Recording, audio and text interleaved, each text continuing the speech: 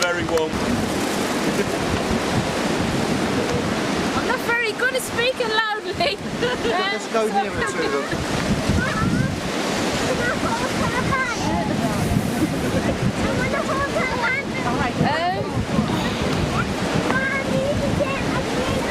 I often wondered whether God was real, whether heaven was real, and I never really knew, but I always thought I would love for it to be real, but is it really?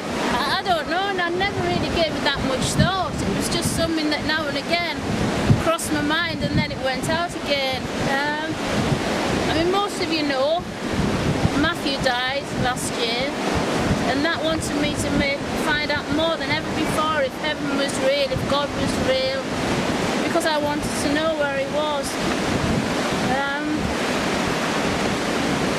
Ray told me about an alpha course. I didn't even know what an alpha course was. He explained that it was somewhere where I went where I could ask my questions.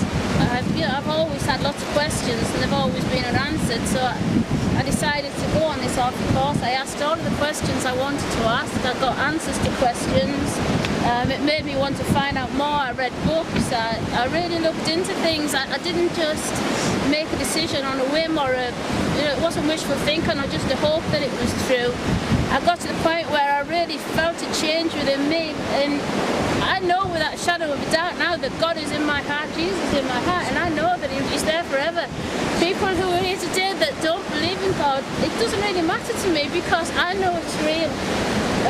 I would love for people to feel what I feel now, because the peace that I feel now, and I can't actually describe the change in me and the way I feel now compared to the way I felt a year ago. A year ago I was lost. I had no idea where I was going after Matthew died.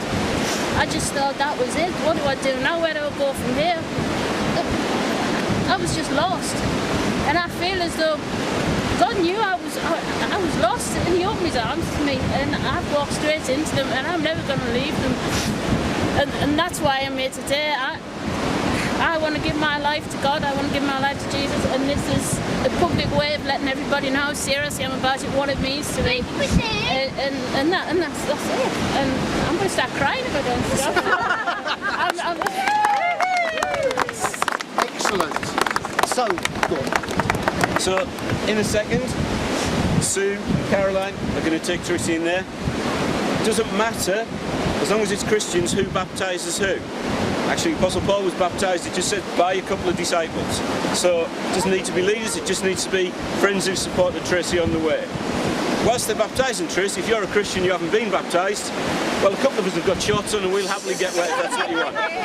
Okay? There is that opportunity. Yes. What we're going to say now is